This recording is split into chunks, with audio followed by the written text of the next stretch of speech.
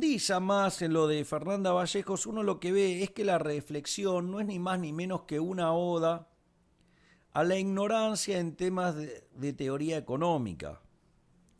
Pero no solo en el plano teórico, sino también en el plano empírico. En este sentido, Hayek muy bien decía, si los socialistas supieran de economía no serían socialistas. Bueno, eso aplica recurrentemente en Argentina, donde además la formación del economista estándar, que no es ni más ni menos que un producto de la educación pública, ya sea de gestión privada o de gestión pública o estatal, porque en el fondo los contenidos, las restricciones sobre qué se estudia o no, digamos, las fija el Ministerio de Educación. En el caso de las universidades, la CONEAU es quien aprueba los contenidos. Por lo tanto, en ese contexto, lo que uno tiene es que los programas de formación, y eso hay un trabajo excelente de Anabel Laureli, sí, que es del Partido Libertario, que muestra cómo en Argentina se adoctrinan a las personas. En el caso, digamos, de que a mí me toca más de cerca, que tiene que ver con ciencias económicas y más concretamente con la licenciatura en economía, el nivel de adoctrinamiento es claramente verdaderamente como para temerle, digamos, porque hay un claro proceso de adoctrinamiento. En ese contexto, entonces, lo que uno tiene para decir es que, a ver, señora Vallejos, lo primero que yo le diría, mire, usted exporta básicamente para importar. O sea, es parte del intercambio. Y si uno no exporta o castiga a los exportadores, el resultado va a ser que voy a poder importar menos. Y eso como lo que hace es destruir división del trabajo. Al destruir división del trabajo, se va a hacer menos eficiente y se va a vivir peor. Es decir, el amigazo Abel Biglione, que en paz descanse, gran persona, gran tipo, decía que la idea de Aldo Ferrer, en lugar de llamarse vivir con lo nuestro, debería llamarse vivir con lo opuesto. O sea, ¿me das una mano con la ventana, please? Sí, gracias. Entonces, ¿qué es lo que sucede? En ese contexto, gracias. En ese contexto, lo que vos podés ver acá es que además los países que son más abiertos son 9 veces más ricos que los que son cerrados, porque básicamente te permite especializarte en lo que sos mejor relativamente, aclaro. Y no solo eso, sino que además eso fomenta la productividad, la competencia, genera menos precios de los bienes, mayores salarios reales. Por lo tanto, el comercio deriva en una ganancia del bienestar por el efecto de división del trabajo. Si yo cierro la economía, me va a ir peor. Por eso la teoría económica, al menos en este aspecto, es absolutamente consistente con lo que tiene que ver con la evidencia empírica. La otra pregunta es, señora Vallejos, yo quisiera que me diga, ¿usted considera que es una maldición producir alimentos? Ahora, si nosotros entonces no produjéramos alimento y siguiéramos su idea de vivir con lo opuesto, o sea, de cerrar la economía, bueno, ahí tendríamos un problema, nos moriríamos todos, ¿no? Se da cuenta de que el argumento es malo, el argumento es un pésimo argumento. ¿Se dan cuenta? Es decir, si yo no produjera alimentos, entonces y avanzo en las ideas de economistas como Fernanda Vallejos, el resultado es la gente se terminaría muriendo de hambre. No solo eso, sino que además, supongamos que entonces no vamos a ser tan torpes como para negar el comercio y morirnos de hambre. Entonces, uno podría decir, bueno, entonces ahora lo vamos a importar los alimentos. Entonces vamos a producir algo para venderle al mundo y con eso poder poder comprar los alimentos al mundo. Y en ese caso entonces tendríamos que importarlos. Y si lo importamos, ¿lo vamos a pagar al precio que a nosotros se nos da la gana o lo vamos a pagar al precio internacional? Señora Vallejos, le cuento nuevamente que los vamos a tener que pagar al precio internacional. Por lo tanto, en ese concepto vuelve a fallar esta idea de que es una maldición tener los alimentos.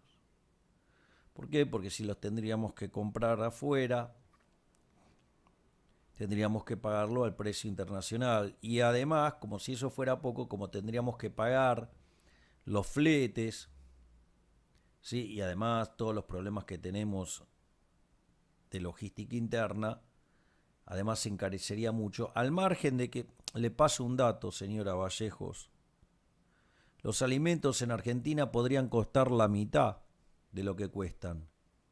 Pero claro, para eso habría que achicar el Estado, porque el 50% de los precios son impuestos. Es decir, con lo cual uno de los grandes problemas por los cuales los alimentos además internamente pueden ser caros es porque hay muchos impuestos. ¿Sí? Porque esos impuestos lo que terminan haciendo es contraer la oferta, entonces termina habiendo precios más altos y la demanda es inelástica. O digamos, una demanda que al menos no sea plana,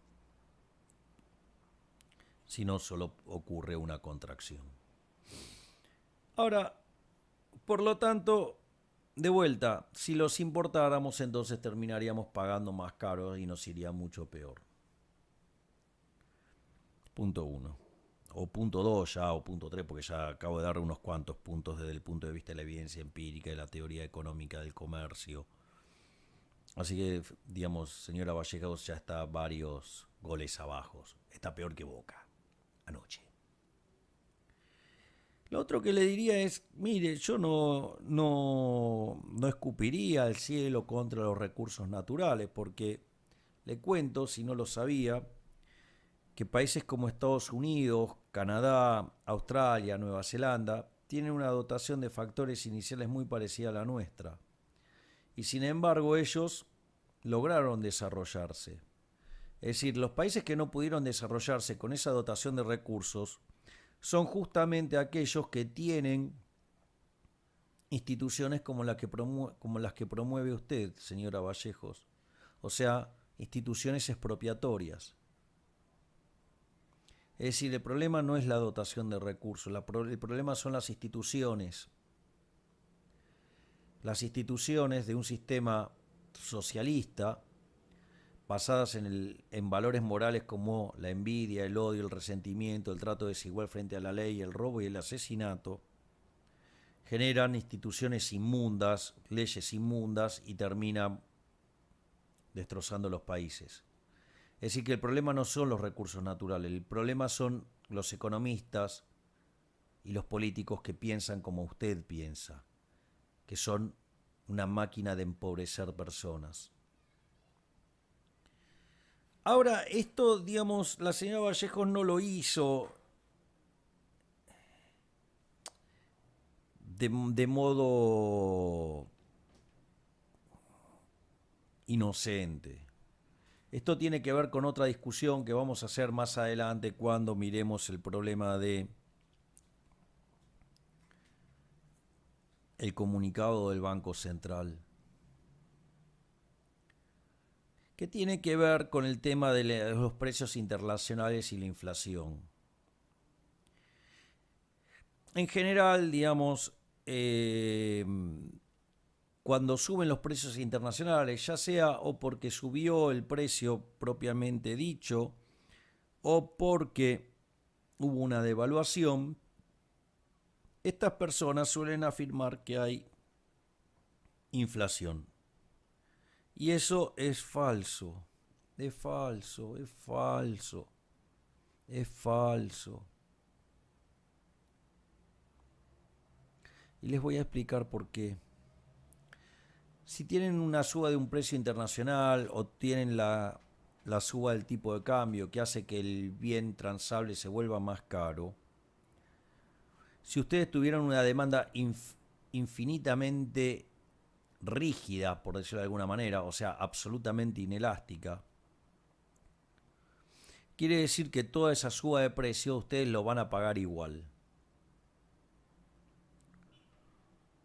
Entonces, toda la contracción de oferta se manifiesta en qué? Se manifiesta en una suba de precios. Esa suba de precios significa que el gasto de los individuos en ese bien sube. Por lo tanto, si ustedes están subiendo el gasto de los individuos en ese bien, inexorablemente tiene que bajar en el resto de los bienes. Cuando baja en el resto de los bienes, el precio de los restantes bienes baja y por lo tanto no hay efecto inflacionario. ¿Se dan cuenta? Solamente puede haber inflación si hay lo que se llama convalidación monetaria. Como ustedes consideran que los precios no van a bajar, entonces emiten para sostener los precios que deberían bajar y por ende terminan subiendo más que proporcionalmente los otros. Y eso hace que se genere un salto en el nivel de precio. Pero eso es un salto en el nivel de precio, eso ni siquiera es inflación. Es un salto en el nivel de precios por una decisión de política monetaria, por considerar que los precios que no bajan y como consecuencia de ello se genera esta situación. Pero es un salto en el nivel de precios. Eso no necesariamente tiene que implicar inflación. ¿Ok? Aun cuando sea pérdida del poder adquisitivo del dinero. Por lo tanto, tampoco es cierto, que la suba de los precios internacionales genere inflación. Eso es falso. De hecho, en todos los países del mundo, cuando le suben los precios internacionales, no le genera inflación. Se genera un cambio de precios relativos y, la inflación no se mueve.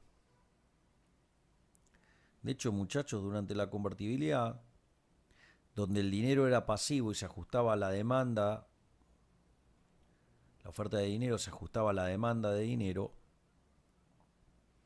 no había inflación.